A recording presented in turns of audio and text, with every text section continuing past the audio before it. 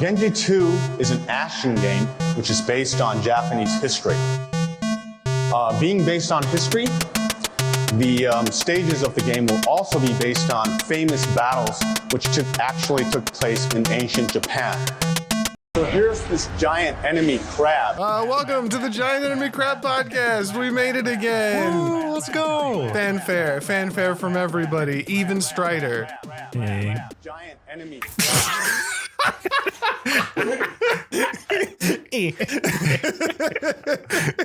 Beautiful.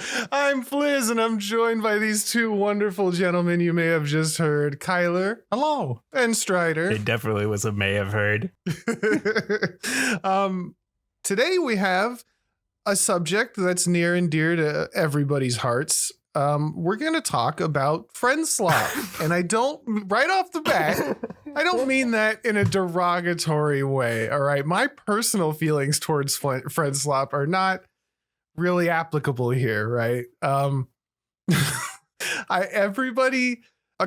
got me started on this, right, is I saw a TikTok. There's a guy who he puts on like an ugly face filter. And then he basically just rails on a type of person, saying like that one guy who only plays free to play games. And he does like a little skit talking to his friends on Discord and making fun of him. But he recently did one for that one friend that only plays Friendslop, right? And he was doing all the things. And I was like, man, I am personally super sick of Friendslop. And I agree with everything he's saying. I go down to the comments. He is getting railed. He is like bent over. Everybody is just like, yeah, you just don't have any friends. Why would you want to play? Like, you just don't know how to have a good time. Like, people were mad. People were like so hateful over him not liking. I mean, obviously he doesn't like it that much based on the content, but like, I just thought it was crazy. Like, people form such deep attachments to these. And like, if you don't know what Friendslop is, it is I can tell you the games. It's, like Among Us, content warning, R.E.P.O, Phasmophobia. The latest hot one is Peak. Everybody's playing that except me and Strider. I love Peak, but everybody loves it. And I'm not saying it's bad. It has its place, but like, I guess the way I kind of describe them, because I was going to reply to the TikTok and then I didn't, is like these games that I want to say they're like no skill required. And I know that sounds like a little derogatory, but for the most part, like, you don't have to have any mechanical skills or know how to play these games, right? I mean, they're like party games, really. That's kind of what they are. It's just something that you can get together and just kind of play. And you don't have to worry about like people being good at games. It's just, just something to do with friends. Which is cool for the most part. But the other thing is, like, a lot of these games are let's play it for one day and that'll be it. They have a very short shelf life, usually. That's not to say I don't know people who have like 5,000 hours in Phasmophobia. I really do. I just can't see how you'd play these things. So like, say, we'll just go over some of them in our little anecdotal experiences, and I guess we can just talk about them. Have y'all played Among Us? I guess that's kind of like the first real Friendslop game that comes to mind. I have. I don't really like the game. I do not care about it. No, I've played it once before. I think it was with Jacob. I think you were there, and I was not a fan. Someone asked me to play it, and I just didn't like it. That one was kind of shocking because that one came out in like 2018, and it really like blew up during COVID. Yeah, like I guess another term for these games would be like streamer bait, right? Crab game, where like people, it's almost like they're made for clip farming. You know what I'm saying? Like, they all have really kind of junky graphics and maybe, simple graphics, we'll say. And they're all made for jump scares. And I think maybe that's why I don't really have like a big interest in like, especially the spooky ones. Cause I don't know. I'm never really like, oh no, that thing is going to come touch me. They all follow very similar rules and there's not a lot of skill to it. And Among Us, I never caught on to that at all. I never really saw what the whole big deal was. I did play it once, and I remember one of the guys was too high to function, and he was just kind of standing there. One of the other guys he really took it seriously, and he was getting mad at other people for not taking it as seriously. And then I remember the first game I played, I looked at the screen and I went, "Hey guys, what's vent mean?" And then they ended the game because apparently that meant I ruined it. I didn't understand. I think we tried playing it once or twice after, but that was really the end all be all for me. Man, I'm trying to think back of when I played it because that was a while ago. It was probably like 2020, 2021. Like it was like what was it popped up what did during your COVID. Steam say for last launch? September 2020. I played for an hour and a half. Beautiful. And if I remember right, I just started making stuff up and lying all the time because I was so bored. Because I didn't get. I would just like accuse random people and make up these like stories of things that they were doing. Yeah, I feel like you should have played a lot more of that. You like gaslight people in the Discord all the time. You should have been on Among Us every day. Nobody wants to play with him. He cheats. Maybe he's just gaslighting us now.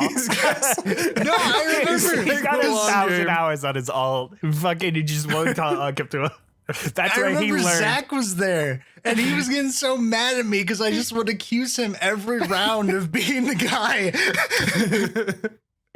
I mean, I've definitely seen funny clips, especially when it comes to like the ones that I'm thinking of are like streamers playing with like little kids who will show up sometimes, and they're just kids screaming while they're like accusing them of being the VR one of the guy getting kid getting chased and he starts crying. Yeah, the clip. See, it's all clip farming, which is funny for a little while, but I don't think the game had like no staying power for me. My problem was that if you played with someone who played too much, you just were super obvious because you didn't do things in it that a competent player would. So you revealed which role you were, which side you were on, just by the like noob habits. Because you have it. Yeah. I never thought of it that way, but that makes total sense. If somebody's running around and it's just because a lot of like probably 70% of it was just they tried to do this thing, but either they didn't go on the right side, and their life fell apart, or they just didn't know what that meant. As in, what's a vent? Not even that, like, or like what jobs they should be doing or pretending to do if they were an imposter. Also, I'm not sure if there was proximity chat in the game. Not at the beginning, no. Nope. Which it did not help me because it was just me kind of sitting in silence, not knowing what to do. So I just follow people around. That's when I played with the guy who took it super seriously, who's a good friend. I mean, no ill will. He like had us all mute in the Discord, and then we'd all talk once we like somebody hit a button or something. Yeah. And I found that super. I felt like I could be using my time better. Oh man. I guess that's a big problem with the Friendslop thing is like they're when somebody takes them too seriously and they actually develop skill for a game that requires no skill, and you're just like assed out at that point because it's like being super good at Mario Party. Like, come on now. Well, is that a thing? Can you be super good at maybe the mini games, but in the end you can still lose to some random bullshit, can't you? Nah. I've seen people pick apart Mario 64. I know the same has been done for Mario Party. There's a huge difference there. But no, you can absolutely min-max the fun out of everyone else's experience if you want to in Mario Party. I know someone's done it. I'm not playing to win. I'm playing to make sure you lose. That's actually my favorite kind of game. That's all the fighting characters you play. Yeah. I'm not a dickhead. I just like seeing other people. You're a lose. Lane player. I know what you Yeah. are. Yeah, you know what? You know what's funny about that is like in that game when I find somebody who isn't as good as I am, like then I have fun. Then I can just do this stupid shit that's like you thought you knew how to play the game, but I'm just gonna zap you with lasers 1,000 times. The literal feeling of you gonna learn today with the jacks and the which is funny because in Guilty Gear I don't do that. If I find somebody's like worse than me, I usually kind of back off for a bit and let them reset, and then I lose. I guess speaking of like skill maxing, did you guys really get into Phasmophobia at all? Because I played quite a bit of it. I didn't. I don't remember a single goddamn thing from that game. I remember us Really? playing it. But yeah, I played 20 hours of Phasmophobia. I know I've played more than that because our good friend Danable, who might be doing a little thing with us, or at least me, for the podcast on Silent Hill Ooh. in the future. Because of how October's coming up, and I was like, I want to talk about horror games. And I realized I haven't played any horror games this year, and I was like, wait, I know somebody, and that's all they do, and they're cool. So anyway, I played a lot with Danable, not a lot, but some. People get to the point in that where like you open the door to the bus and they already know what ghost is there. And I just like at that point, what are we doing? Yeah, people have definitely gotten a lot better at that game. I mean, it was fun. I remember having fun with that game. I played for 20 hours, so I definitely had to enjoy it. Although I do remember being frustrated at some of the levels, like the school. Because remember the school? Yeah, when the school first came out, that was like stupid. You just wander around until everybody died. Or nothing happened for an hour. That was also a thing. Yeah.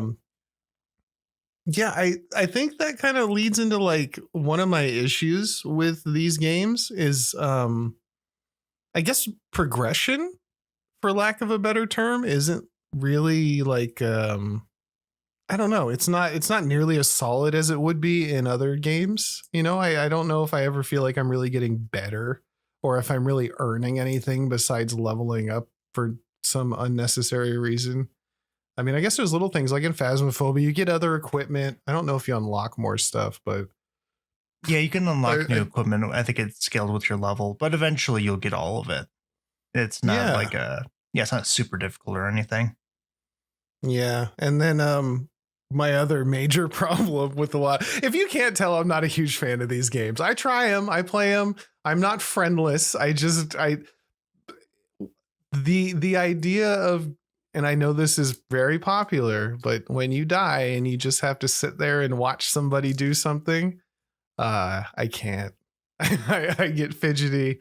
I don't have the patience. And that, I think Phasmophobia was like my first big experience of like, well, I died. And I think I was streaming too. So I'm just like kind of sitting there trying to make content happen while I actually can't do anything interesting on the screen.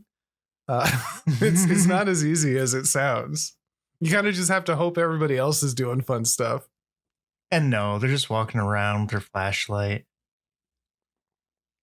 Just chilling. Touching the dolls. Touching the dolls. Oh, look at that remote.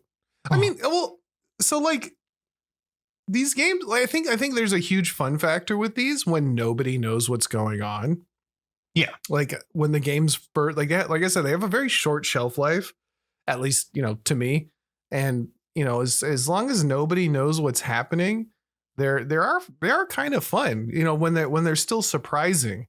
Once people figure them out though, there's like not a whole lot there usually in my, you know, from what I've played. Yeah, I what was the game that we played Lethal Company or R.E.P.O? We've played both. Oh, are they? I couldn't tell you which one's which and why they're different. R.E.P.O's the one where you're the little robot guys. Okay, with the funny, so that was the more recent one we played, and Lethal Company is the one on like the spaceship, maybe. Yeah. Yep, that lands. Yep. Okay. Did you guys like one of those better than the other ones, or no? They're kind of the R.E.P.O. same. I liked R.E.P.O better. Yeah, Repo I Yeah, think why? was more fun. Because there's actual gameplay to it in terms of Oh. Is Lethal Company the one where we half the time you just like make a failed jump and die on a pit? Yeah. yes. That happened a lot. I remember that. Also, there being you being able to be revived at checkpoints throughout the thing does a lot for the players that do die, as long as your team is paying attention and notices that you're dead. Yeah. I like Repo a lot, and also like the physics of moving stuff around, and like some of the stuff you had to like work with your friends to move. Like it's a fun game. I enjoy Repo a bunch. Lethal Company isn't that bad either, but I remember getting kind of burnt out on it when you're just kind of grabbing the valuable stuff and going, and you just have to run away from everything in that game. Like you just run from the enemy. Or at least in Repo, you can hide from them, or there's like mechanics you can do to try to sneak past them. Lethal Company is a lot more straightforward. I think a big problem with these games for me would be solved if we could figure out something for somebody to do when they die. Right? Because I do tend to die in these games a lot, and it's out of boredom. Like, I just don't care that there's a monster there. I'm going to see, like, because I know he's got a tether limit and I know he's got a vision radius. I'm going to test what that is, and then I'm going to die. Like, it's just how I play the game. I've yet to see a game that kind of solved this problem, because I know we played Strider, you weren't there. We played some like deep sea guys. Yeah. What was that called? Darkwater? Dark Does Water. that sound familiar? Yep. Okay. Darkwater is I still have it, so it's not that bad. But like there's kind of a lot of nothing going on. But when the point is when you die, you become like rats. And you just kind of wander around, and the game isn't even designed to like have those rats work properly, because you're kind of half in and out of the water and not really able to see anything. But I was like, this is the first time I'm a thing that's not just a ghost who can't talk to my friends anymore. I guess you can't talk to your friends. There should be a squeak button. I'd really like. I've been bitching about this since Fall Guys. Like, I thought in Fall Guys, if you died, you should be able to like control the flippers or whatever. You know, you should get control of a stage hazard or something. Like, I thought that would be cool. We did play a game that did that, actually. It was In Silence, I'm pretty sure. If you remember that game. In Silence. Yep. In Silence, it was a game where like one player was the monster and all the other players were basically trying to either defeat the monster or escape. Did you pick up tires and car parts? Yeah. Yep. That was the thing that you did. That's what I remember. I remember laughing at that. And that's another game we played, I think, for 1 or 2 sessions, and nobody ever played it again. Yeah, I remember it was cool. Like, I remember having fun with it. We just never actually went back. I liked it. Yeah, I liked it as well. Because the creature is like, I think you're supposed to be like sort of blind. So you have to rely on your hearing, right? And when the players die, you became, I think it was rats too. But what you could do as the rats is you could squeak to try to distract the monster. Oh, that's cool. I don't even remember that. I must have lived forever. I could be wrong, but I'm pretty sure you could. And the other thing you could do is I think you could also like guide your friends to stuff, because the goal was to like find the things you need to escape, right? And I remember us like finding items as rats and like getting like people's attention like by trying to squeak at them and like guiding them to things. That sounds super familiar. I think that sounds like something that kind of makes sense. I remember doing something like that. Yeah. I guess you could do the same in Dark Water. We never played more than that. I don't know if you can. That like angle they have you on when you like you can't see anything. It's bad. No, it was not pleasant. What was that other one we played? Forsaken Frontiers. You guys really like that. Forsaken.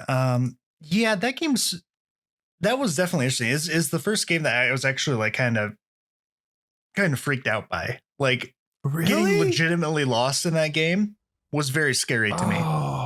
Very especially dark. When I look at the clock and I'm like, I have like 30 seconds to find out where the train is. I'm terrified. I really liked Forsaken Frontiers. I think the only thing with it was I think everyone just kind of got bored with it, or didn't. We kind of did all the stuff in it. Like there wasn't anything new to do. What were you saying, Jacob? Just the level design of that one, of just being endless corridors for a lot of it, plus actually being an actually like dark game in terms of you can't see shit without a light source. Yeah, Helped a lot. And you just hearing something down any of these infinite hallways. I remember we were in what was it? It was like some house or something. And I think it was the plantation. The plantation. Where the scariest thing is the holes in the ground. Yeah, the holes in the ground. And then I was with someone. It might have been you, Strider, where you were like scouting down in front of me, and I was like waiting behind because there's a hole, and I was scared to jump over. And I just hear and see this giant explosion. The best part is, Are you okay? No, I know exactly which one it is. I saw the explosive, turned around, saw that you couldn't see it. I'm like, this will be really funny if I do this, and I blew myself up. And then I was really scared, so I went over there and I found your body. I was like, oh no, what happened? And then I'm pretty sure I ran into another one, like right after. On the other side. Yeah, you ran into the one on the other side of the room. No, the part, the Forsaken Frontier moment I remember is when we were on our last chance, right? And we literally the first hallway, we both run. I go right, you go left. I'm like, did you find anything? I turn around and you're just gone. I walk over 10 feet, look down, and there's just a hole with your body in it. You literally took the first left and died immediately. Yeah, it's a fun game. I think just the issue with it is just there's not too much left in it once beyond like running around and dodging the traps, and monsters are kind of rare in that game. Like you don't run into them super often. I disagree, because we're on that one map that's red with like vines hanging down and not bookcases, like file blockers everywhere. Yeah, and desks. And you guys went back to the train. I could not find my way back. There was a static monster who teleported me to somewhere else. Yep. And then he took all my stuff. He teleported me to the back rooms, took all my stuff, and then I found my way out of there. And then there was another, and then he was still chasing me. There was a monster with a bunch of legs, a guy with a chainsaw, and then something else floating, right? And they were all very, very close to me. So I just had to sit under a desk for like 5 straight minutes while they screamed as they ran back and forth. It was the most annoying shit ever, dude. I couldn't leave. I couldn't do anything. I just had to sit there. And they would not stop screaming and making weird noises. And I was like, either kill me or don't. But this is terrible. Maybe you were just tanking all the monsters, because I remember walking around. I was like, man, I wonder where all the monsters are. And cut over to you. I was more annoyed than anything else. I was like, let me do something. This is the real nightmare. This is awful. I did enjoy, like, when you get to the end of that game, or I guess the last day or whatever, if you fail, you can go to like the Pentagon. And that was kind of fun to explore and dangerous. And it seemed that was like the only time I had like real fun with it. Because you're just running around grabbing stuff. And obviously, like, as the time goes on, the monsters get more and more aggressive, I believe. At least it felt like that. Yeah. So I'm like running, grabbing stuff, shutting doors behind me, sneaking across the hall, like just booking it. Never got out of there alive, but I thought that was the most fun part for me.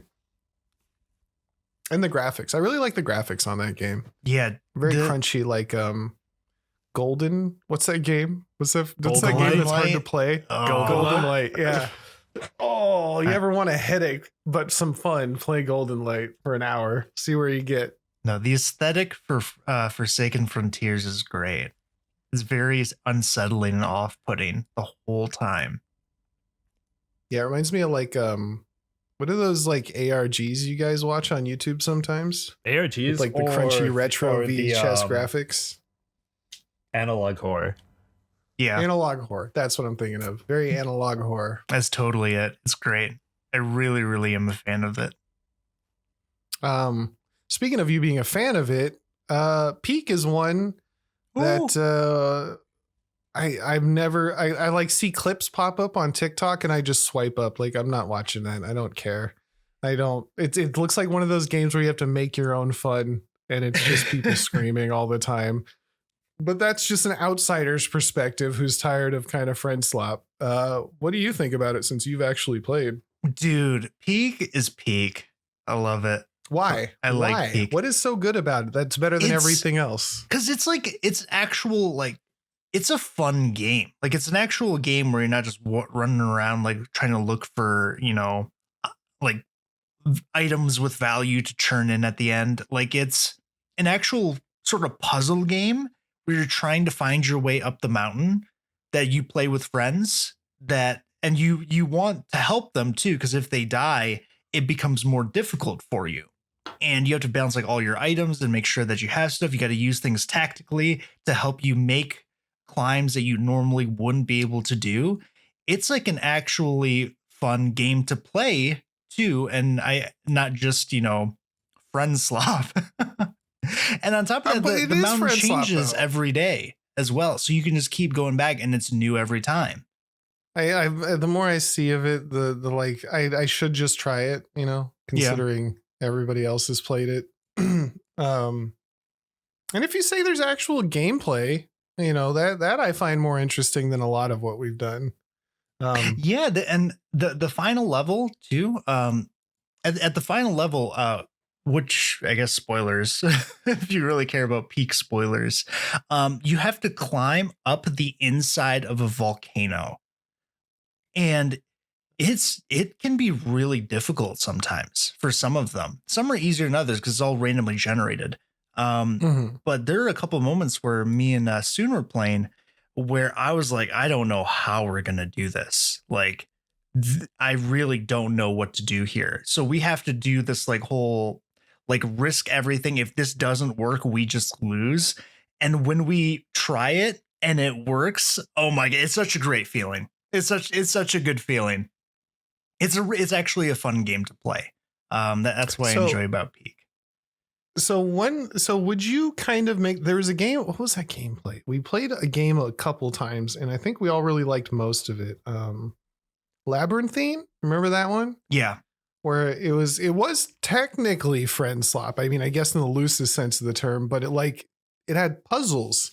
And this is kind of like where I was getting like, is Whisper Mountain Friendslop? Or like no, I wouldn't consider that Friendslop. But why? I think the thing is with quote unquote Friendslop, and I think why it gets that term is because one, there's a lot of games that come out that are these like these co-op games that are just kind of meant to be played with friends, and there's no like actual progression. You just play the game ad infinitum.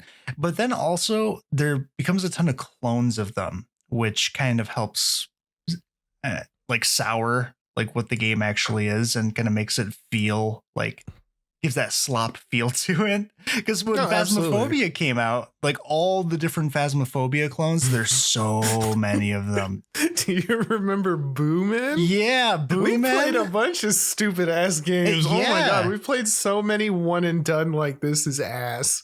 We got like one or two good laughs out of it and then never touched them again games. Yeah, there's a ton of those. And I'm sure Peak is going to have them too. There's also Chained Together.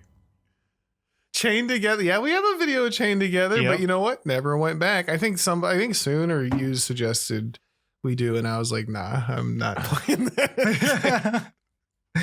I already played Getting Over It. That's the extent of I don't want to play any more of those like streamer frustration games. Yuck. Jump King. Ugh. How about Get to Work? Did I play that one? I know, but you guys made me play another one where I was on a roof and kept dying. Random tangent right here, but the Get to Work speedrun competition that happened, that the dev did, has a very interesting video. He put a video together. I'll They'll try to find it, but it's basically goes over the competition he had, and it's very cool to basically see like a speedrun breakdown and how the record evolved, but from the perspective of the dev, the guy who made the game. Get to Work's the one. That's the one where like everywhere you step, something kills you, right? No, well, what's that one? That's the one where you have to get to the other side of the street. The one you're talking about, right? Yeah, and the air conditioner falls on you and everything explodes and is it like, oh my god. Here, let me look up Get to Work. Get to Work is the one where you're on roller skates. Like the guy's on all fours on roller skates. I have never seen this before. I'm mildly surprised.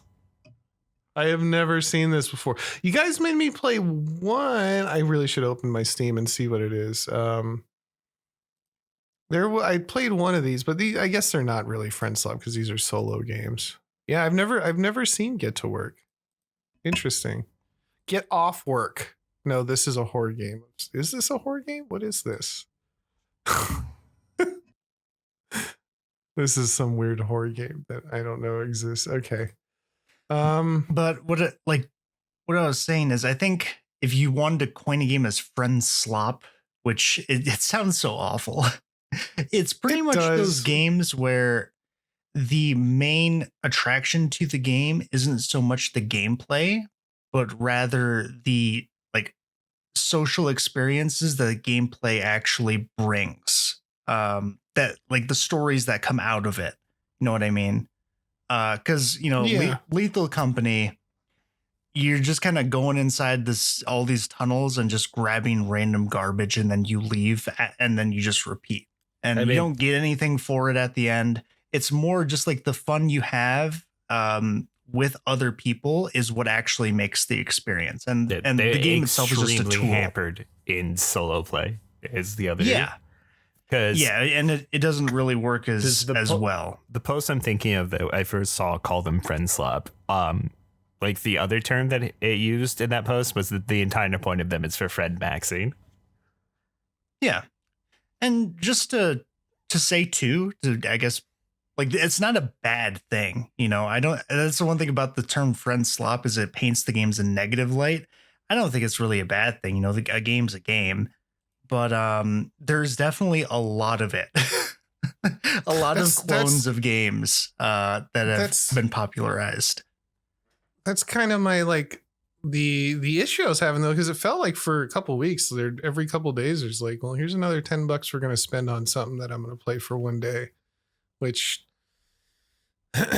I think my personal thing, like I like fighting games, right? Like that's I and those require a lot more than these games are gonna give me. I'm a very, even though I may not be good at all, I still like the competitive aspect, and there's not a whole lot of competition in any of these games. So that might be where I've kind of fall off personally. That might be my issue. The game I was thinking of was Break a Leg, by the way. Oh, was it? Okay. Yeah. I thought you were thinking of Make Good Choices is the one I'm thinking of. Well, now I have to look that up too. I like these games every once in a while. I've had fun with them. I really liked Crime Simulator. We stopped playing that though. Crime Sim? Yeah, Make Good Choices is the one I was thinking of. Yeah, Crime Sim. Yep. That one was funny to me, but then there was more there was more going on there, I guess. There's actually like gameplay with some amount of depth. Yeah. There's a little bit of a roguelike element. It was kind of janky, I think. It was super janky. It was kind of frustrating. It's not even a question. It's like incredibly jank. Well, like when the one guy would just like chase you down, even though you shouldn't know you're there, and then yell because he sees you now. Tom is running across the neighborhood to beat your ass. Oh my god. Yeah, that gets frustrating. Maybe I just like that game because I like going through other people's stuff. Like it's not even about the game itself. It's the same way like I'd want to be locked alone in a mall, at night or something, and just have like free reign to mess around, or like, Vampire the Masquerade. I just immediately broke into everybody else's apartment. Like I just like that kind of stuff. What do these guys have? What we have? I'm glad you're liking that game. That game is fun.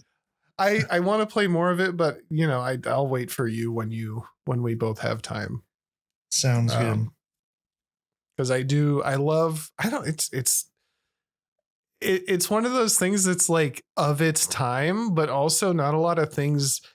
Like I was trying to think of what it's like, and it's kind of like Fallout, except I think Fallout has become, I don't want to say generic. That's not the word I mean, but like, Formulaic, I guess. So yeah, formulaic. Like in Fallout, you just have your choice. You do this thing. Like I'm not surprised by anything that happens in a Fallout game. You know, in Vampire the Masquerade, though, I anything could happen, and I'm like, okay, it's from sure. that era where people hadn't quite figured out like 3D gaming in terms of like what's a standard. That's like fucking like PS2 era voice acting, where that is a wild experience. Oh, it's also beautiful. like it's about vampires, and then you just see them like fire bolts of lightning or something weird. And it's like, oh, I didn't know you could do that. That's pretty cool. And the one vampire is voiced by Bender right off the bat. Like that game, every time I turned around, it was like, here's something you didn't expect. And I love that. They were just throwing shit at the wall, and it worked. I love it. But that is neither a multiplayer or Friendslop game. I mean, I think another thing. Go for it. I was just gonna say that Friendslop has to be multiplayer, right? By definition. Yeah. Yeah. One thing I kept noticing as we played these games is like they're fun for a little bit, but I'm always feeling like we could be playing a better version of the game.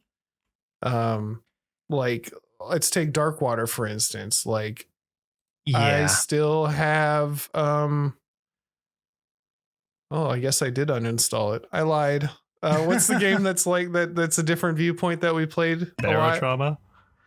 Barotrauma. I'm like, we should just be playing Barotrauma, you know, or Wildgate or something. Like there's a real version of this game out there that's got like way more going on.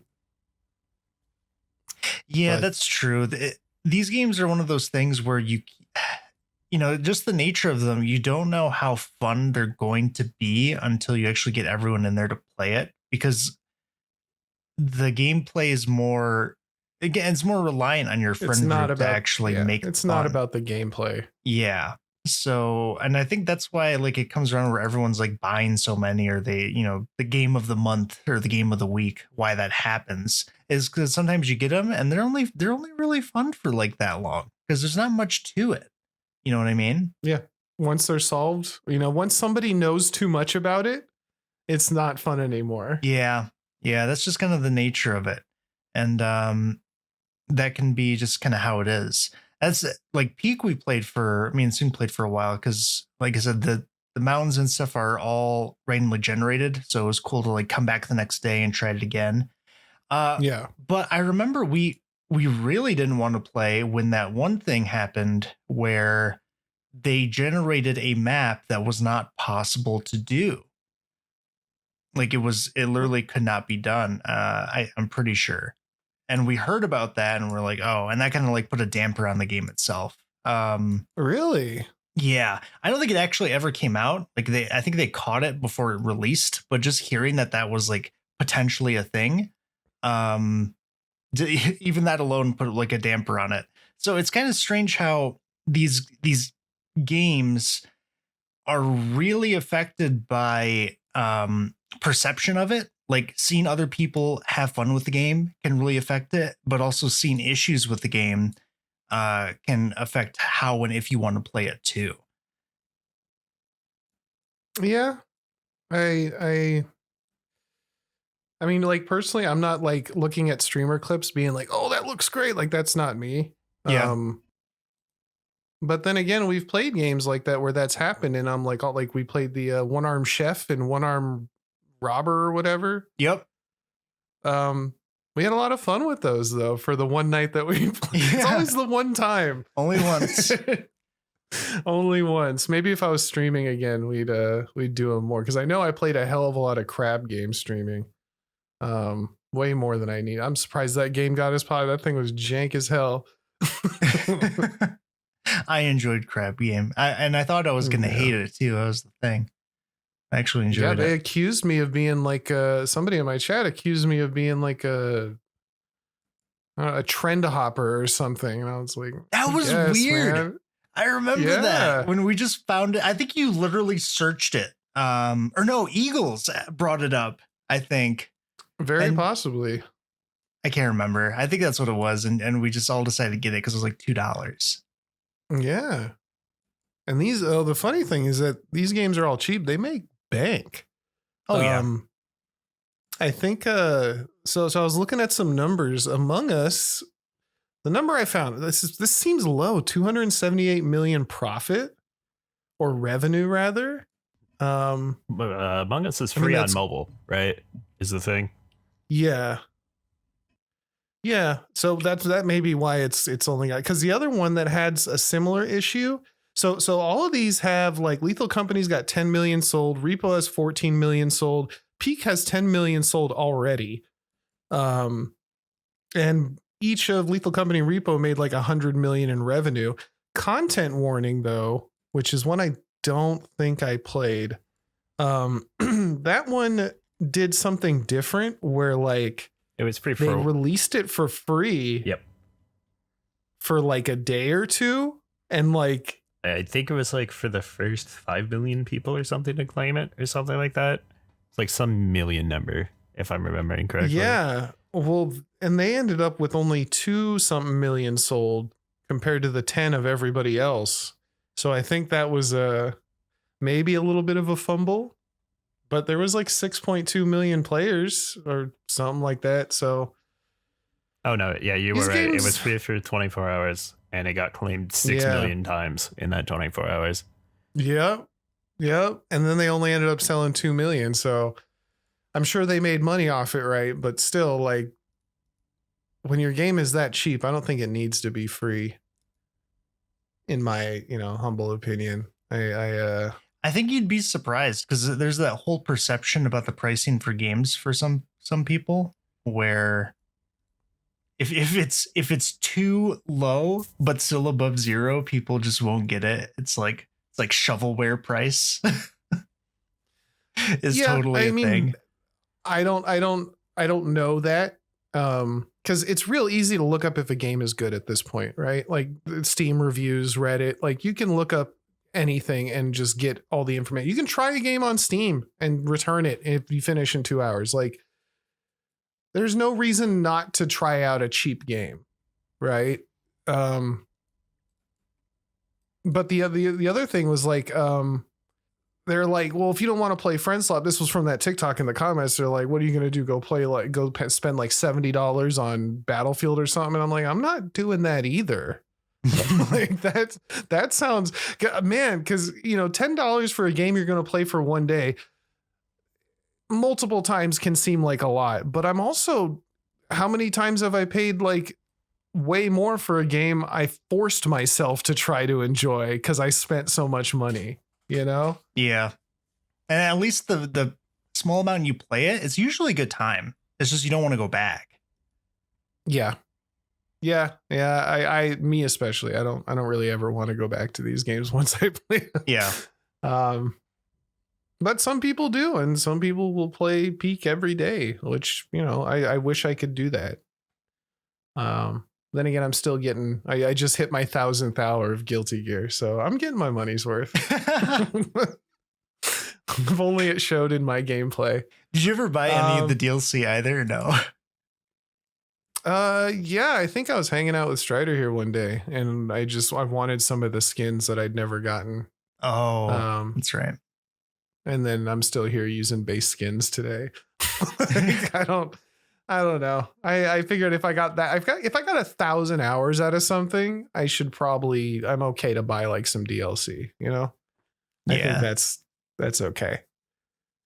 Yeah, I don't, I guess that's all we just kind of wanted to get together and kind of talk about this new, phenomenon of, I guess it's not that new. It's not. Feels kind of new though. I think Friendslop as a term feels a little strong. It feels kind of strong. I don't know if I'd call it that, because at the end of the day, there's a reason they're so popular. People enjoy these games. You know, they're just not for everyone. I think the actual people that dislike it so much that you probably see is like probably a minority, because most people just ignore them. They just don't play them. Oh, you know what I mean? Absolutely. That's what really shocked me about like I told you, that TikTok that started all this is like, I was like, this guy usually gets a lot of love and a lot of, I get you, man, like a lot of that shit in his comments. This one, no, he was getting cooked. Like people were like dieharding for these games. Yeah. And I am on the opposite side. Obviously I'm not the biggest fan, but no, they are super popular, and that's due to the price, that's due to the personalized memories you make off of them, I guess. They're unique, They're unique, but they're also shared with everybody because everybody's playing them. Yeah. Everybody's had something similar happen in Among Us. Maybe not me, but the things that happen are pretty universal. So you guys have anything else you wanted to talk about, or Nope. are you good? I think I'm good. I'm good. Beautiful. Well, thank you for listening. Maybe I'll find a Friendslop to play that we can put in the background of this. Maybe I'll play Peak for once. Maybe we'll do that. Oh, it's gonna be peak. It's gonna be Peak. Thank you so much for listening. I hope you enjoyed our little loosey goosey conversation. And make sure to like and subscribe if you haven't. It's super nice, makes us feel good. Or if you have any questions or comments, leave them on the video or the video, or send us an email at giantanycrabpod@gmail.com. And I guess we'll catch you next week. Goodbye. Goodbye.